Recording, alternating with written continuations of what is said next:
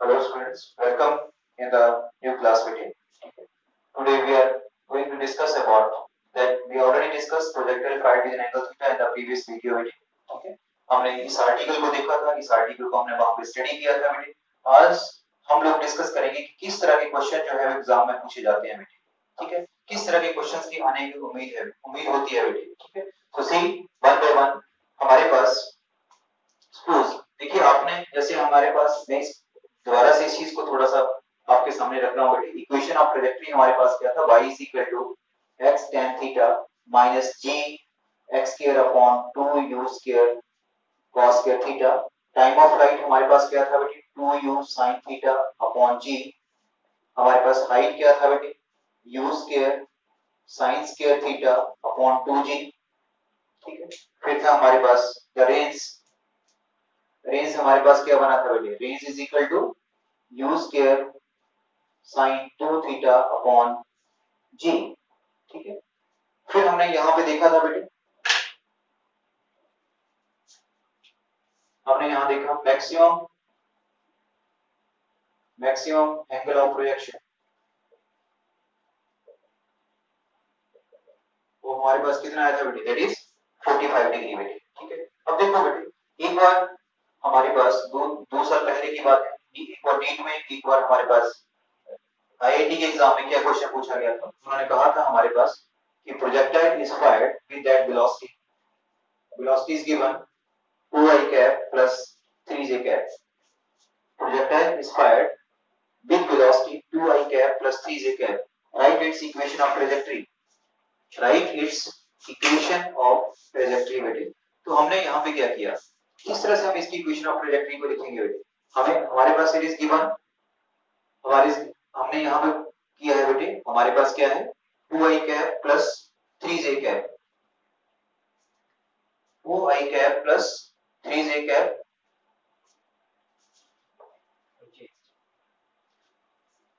तो हमारे पास यहाँ से चेक करो बेटे 2i cap plus 3j cap। अब अगर ये वेलोसिटी आपको दे रखा है तो आप इसका इक्वेशन ऑफ ट्रैजेक्टरी आप कैसे लिखेंगे। ठीक है, तो सी 2 along x axis 3 along y axis। ठीक है, यही मतलब है इसका। तो हमारे पास that is the angle, that angle is theta. ठीक है, अब दैट एंगल इज थीटा, तो हमारे पास यहाँ पे कितना आ जाएगा, that is √30, that is magnitude of velocity. ठीक है, अब इसी पिक्चर से आपको what is the value of tan theta, tan theta आपको कितना नजर आ रहा है, दैट इज 3/2। ठीक है, तो हमने यहां से इक्वेशन ऑफ ट्रैजेक्टरी को लिखना है बेटे। So what is equation of trajectory, check it, x tan theta, x tan theta यहां से कितना आ गया, दैट इज 3/2। ठीक है बेटे, ओके। उसके बाद हमारे पास माइनस g की वैल्यू मैंने यहां पे ले ली 10। ठीक है, उसके बाद हमारे पास x square upon 2 u square. What is u square क्या बन जाएगा, √13 का square, it mean that is 13। यही बनेगा बेटा,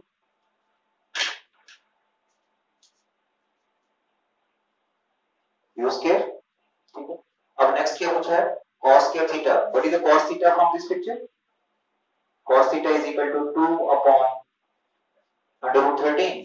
तो आपका what is cos square theta, that is 4 upon 13। 13 से 13 चला गया बेटे, 2 से यहाँ पे क्या गया 5। तो हमारे पास क्या बन गया, that is 3/2x minus 5/4 x square। That is the equation of trajectory, that is the answer. ठीक है, अगर आपको उसने वहां पे वेलोसिटी दे रखा है 2i cap plus 3j cap। ठीक है, तो आप इसका इक्वेशन ऑफ ट्रैजेक्टरी कैसे लिखेंगे। ठीक है, आप देखिए 2 along x axis 3 along y axis, तो हमारे पास मैग्नीट्यूड ऑफ वेलोसिटी कितना बन गया, √13। ठीक है, तो हमने यहाँ से tan थीटा की वैल्यू मिल गई। दूसरा हमें क्या चाहिए, cos थीटा भी यहाँ से मिल गया। आपने इस फॉर्मूला में कंप्यूट कर दिया, x tan थीटा की वैल्यू 3/2 माइनस 10, g की वैल्यू 10 ले ली आपने, x square upon 2, there is √13 का square that is 13, cos square theta that is 4 upon 13। 13 से 13 चला गया बेटे, 2 से 5, तो 3/2x minus 5/4 x square। That is the equation of trajectory for this particular velocity। तो आप इस प्रॉब्लम को ऐसे हैंडल करेंगे। और मोस्टली यहाँ से एक क्वेश्चन क्या पूछा जाता है बेटे, देखो सपोज दैट इस प्रोजेक्टाइल को हमने किस काइनेटिक वेलोसिटी के साथ यहाँ से फायर किया, k के साथ। अगर यहाँ से आपने k के साथ फायर किया, that is the kinetic energy of the projectile. So what will be the kinetic energy at the highest point? अगर आपने यहाँ से k के साथ फायर किया, what will the kinetic energy at the highest point? तो देखो बेटे, जब आपने इसको यहाँ से फायर किया, कैसे आप कंपेयर करेंगे इसको? k is equal to half m u square. यही था आपके पास. ये कहाँ पे? इस पर्टिकुलर पॉइंट पे, at the projection point. ठीक है. But at the highest point हमारे पास what is the kinetic energy? half m b x square. ठीक है. यह हाफ m b स्क्वायर, जो b स्क्वायर था बेटे, that is only and only along x axis. जो वर्टिकल कंपोनेंट ऑफ वेलोसिटी था, that is equal to 0. तो हमारे पास यहाँ पे क्या बन जाएगा? 1/2 m what is bx? bx क्या बनेगा बेटे? along the horizontal direction it move with uniform velocity. तो उसका वेलोसिटी क्या रहेगा आपके पास? u cos theta. u cos theta means that is u cos theta का स्क्वायर. ठीक है. तो हमारे पास क्या बन गया? that is half m u square cos square theta. तो आपके पास क्या बन गया? that is k cos square theta. that is a k dash. तो आपने ये फॉर्मूला याद रखना बस कि एट द हाईएस्ट पॉइंट आपके पास काइनेटिक एनर्जी कितनी होगी? k cos square theta. Suppose मैंने आपको एंगल दे दिया theta is equal to 45 degree और काइनेटिक एनर्जी कितना at this point? That is k. ठीक है. What is the kinetic energy at the highest point? Simple, that is k cos square 45 degree. तो आपके पास k इज k, आपके पास what is 40 cos 45? That is 1/2 square. आपके पास कितना आ जाएगा? 1. That answer is k/2. आप इस तरह से हैंडल कर सकते हैं इसको. आपने देखा अगर वेलोसिटी आपको दे रखा है तो आप प्रॉब्लम को कैसे हैंडल करेंगे. उसके बाद थीटा, यहां से कई बार एग्जाम में क्वेश्चन पूछा गया है, वो यहां से बोलता है कि इस वेलोसिटी के साथ फायर कर रहा है, what is the velocity at the highest point. कभी यहां पे थीटा 45 डिग्री देता है, कभी यहां पे 60 देता है, कभी यहां 30 दे देता है. तो आपने सिंपल इतना याद रखना कि एट द हाईएस्ट पॉइंट आपके पास क्या होगा? That is k cos square theta. ठीक है. बट एवर विद एंगल जो भी होगा आप उसकी वैल्यू को यहां रखेंगे और आपका आंसर अवेलेबल हो जाएगा बेटे. ठीक है. तो both are very very important point बेटे. देखो और केवल यहां से क्या क्वेश्चन पूछता है बेटे कि what is the value of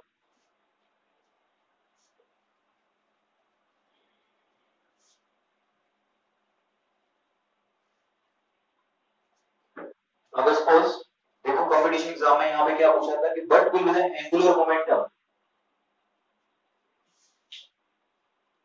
angular momentum eight the highest point.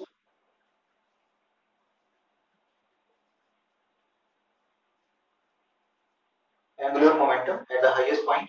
देखो बेटे अभी आपने एंगुलर मोमेंटम टर्म नहीं पढ़ा. ठीक है. आप नेक्स्ट चैप्टर में पढ़ेंगे. बट क्वेश्चन यहां से वो कंप्लीट करता है. मैं क्वेश्चन को रिपीट कर रहा हूं कि कैसा क्वेश्चन पूछा जाता है. ठीक है. Angular momentum at this point. तो एंगुलर मोमेंटम हमारे पास क्या होता है बेटे? Angular momentum is equal to that is linear momentum into perpendicular distance. ठीक है. तो आपने इस पर्टिकुलर पॉइंट के ऊपर मोमेंटम इनटू परपेंडिकुलर डिस्टेंस. तो हमारे पास परपेंडिकुलर डिस्टेंस यहां पे क्या हो जाएगा? That one. इसमें हाइट ऑफ द प्रोजेक्टाइल. ठीक है. तो आपके पास व्हाट इज मोमेंटम क्या बनेगा? Mass into velocity. तो वेलोसिटी आपके पास कितना है eight the highest point? That is u cos theta. m u cos theta, that is the linear momentum. Clear. यहां पे वर्टिकल कंपोनेंट तो जीरो है. हमसे पूछा कि what is the angular momentum eight the highest point. तो देखो बेटे वर्टिकल कंपोनेंट जीरो है. हाईएस्ट पॉइंट के ऊपर सिर्फ कौन सा कंपोनेंट है वेलोसिटी का? bx. तो आपके पास क्या आ गया? m u cos theta. ठीक है. अब what is perpendicular distance? That is the perpendicular distance कितना आ गया? That is height of the projectile. ठीक है. तो हमारे पास here is mu cos theta and what is height of projectile? That is u square sin square theta upon 2g. तो हमारे पास ये देखो यही आंसर यहां से क्या बन जाएगा? mu cube sin square theta cos theta upon 2g. That will be the angular momentum. ठीक है. Angular momentum बेटे. But that is also very important question बेटे. Most expected question in the exam. ठीक है. एक आपको मैंने वेलोसिटी वाला दिया. अगर उसने वेलोसिटी दे रखी है तो आप इसकी इक्वेशन ऑफ ट्रैजेक्टरी को कैसे लिखेंगे? ठीक है. अगर सपोज आपको नेक्स्ट सेकंड क्वेश्चन में डिस्कस किया काइनेटिक एनर्जी का बेटे कि यहां पे इस काइनेटिक एनर्जी के साथ फायर कर रहा है what will the kinetic energy at the highest point of journey. Simple आपने फार्मूला लगाना that is k cos square theta बेटे. ठीक है. वो क्लियर आपको क्लियर हो गया. देखो यहां पे हाफ m u स्क्वायर था, यहां पे जो वेलोसिटी थी that is only u cos theta. Half m u square cos square theta बेटे. तो आप इस तरह से अब एंगुलर मोमेंटम की बारी है. एंगुलर मोमेंटम क्या होता है, linear momentum into perpendicular distance. तो हमारे पास क्या बन गया यहाँ पे m u cos theta and with the perpendicular distance that is height attained by the projectile. ठीक है, तो यहाँ से m u cos theta into u square sin square theta upon 2g। तो यहाँ से m u square into u that is u cube sin square theta cos theta upon 2g that is an angular momentum बेटे। ठीक है, okay another question बेटे। और किस तरह क्वेश्चन आपसे पूछा जा सकता है बेटे, देखिए यहां से आपसे और क्वेश्चन पूछ सकता है। हाँ, जैसे हम लोगों ने डिस्कस किया,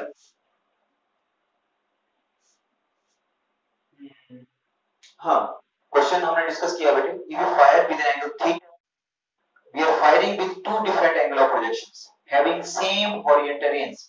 उसने क्वेश्चन पूछा है, we are firing the projectile with two different angle of projections but condition is having same oriented range.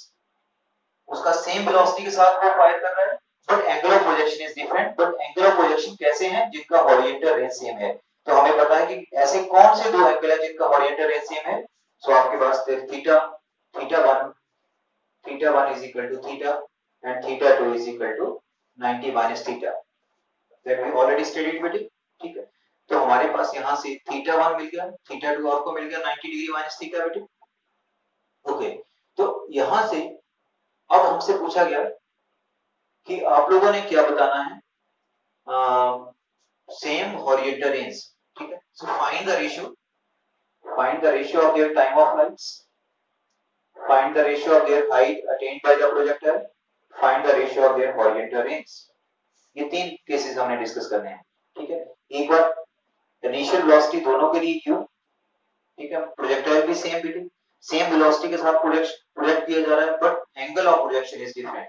ठीक है, तो आपके पास but condition having same horizontal range. तो हमें पता है कि सेम हॉरिजॉन्टल रेंज किसके ऊपर मिलता है बेटे, theta and 90 degree minus theta के ऊपर बेटे। तो देखिए टाइम ऑफ फ्लाइट का फॉर्मूला आपको पता है 2u sin theta upon g।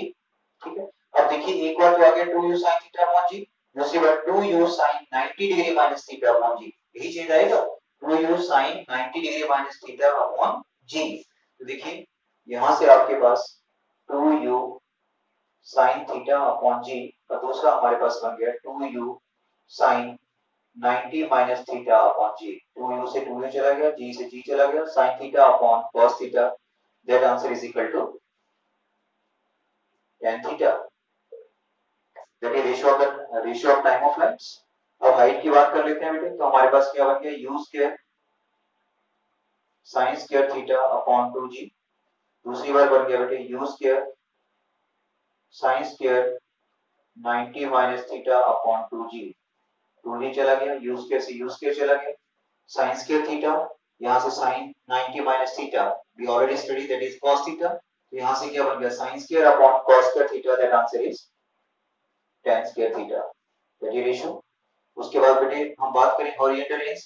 Horizontal range क्या था, हमें ऑलरेडी क्वेश्चन में दे रखा उसने। ठीक है, कि हॉरिजॉन्टल रेंज इज सेम। ठीक है, तो हमारे पास क्या बन गया, एक और बन गया u square sin 2 theta upon g, दूसरा हमारे पास बन गया बेटे u square sin 2 90 minus theta upon g। तो यहाँ से देखो g से g चला गया, u स्क्वायर चला गया, sin 2 थीटा, यहाँ पे sin 2 into 90 that is 180 minus 2 theta, sin 180 minus 2 theta means that is again sin 2 theta. तो हमारे पास sin 2 theta upon sin 2 theta, that answer is 1। तो आपने देखा अगर हम लोग दो डिफरेंट एंगल ऑफ प्रोजेक्शन के साथ फाइंड करेंगे जहां से बट उनका हॉरिजॉन्टल रेंज सेम होगा तो हम लोग इस तरह से हैंडल कर सकते हैं। ठीक है, एक क्वेश्चन आपसे एक्सपेक्टेड हो सकता है बेटे। हाँ, एक और क्वेश्चन एक्सपेक्टेड हो सकता है यहाँ से कि क्या क्वेश्चन पूछता है वो कि we are projecting the projectile with two different angle of projections having same horizontal range, again the condition is same, so verify that product of t1 t2 is directly proportional to r, directly proportional to 1 by r, directly proportional to 1 by r square, directly proportional to r square। इन चारों में से हमारे पास कौन सा equation right होगा, that r for horizontal range।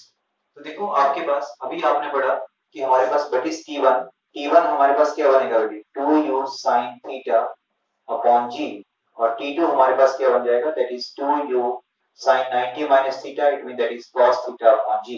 सबको clear है ये? दूसरी बार मैंने ये एंगल रखा sin 90 minus theta, that is read as cos theta. ठीक है, तो आपके T1 T2 दोनों का प्रोडक्ट देखिए, हमारे पास क्या बन गया 4u square sin theta cos theta upon g square, 4u square sin theta cos theta upon g square बेटे। तो यहां से हम लोग क्या बोल सकते हैं बेटे, देखिए मैं इसको इस तरह से लिख सकता हूँ, 4 को मैं यहाँ ब्रेक कर सकता हूँ, 2 into 2 कर सकता हूँ इस तरह से ब्रेक। इस 2 को मैं इसके साथ ले लिया, मुझे रेंज की फॉर्म में लेके आना है, तो मैंने यहाँ पे लिख लिया 2u स्क्वायर, और इस g स्क्वायर को मैं यहाँ पे लिख सकता हूँ g into g, ठीक है, 2u स्क्वायर अपॉन g मैंने यहाँ लिख लिया, और यहाँ मेरे पास बच गया that is 2 sin theta cos theta upon g। तो 2 sin थीटा cos थीटा किसके बराबर हो जाएगा बेटे, that you read as sin 2 theta, ठीक है बेटे, क्लियर।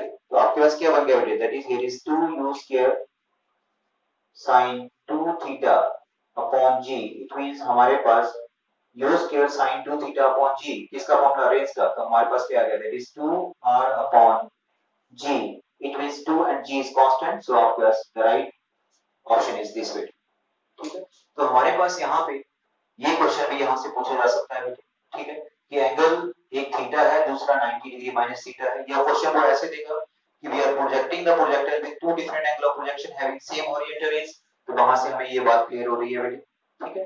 तो T1 T2 आपने निकाल लिया, उन दोनों को आपने प्रोडक्ट कर लिया, प्रोडक्ट के बाद आपने उसको रेंज की फॉर्म में लेके आए, तो आपको देखने को मिला r not 1 by r, not 1 by r square, not r square, तो आपके पास थर्ड तीनों के तीनों ऑप्शन गलत है, right option is this one, ठीक है, ओके। ये क्वेश्चन आप यहां से बता सकते हैं बेटे। हाँ, एक और most expected question, that is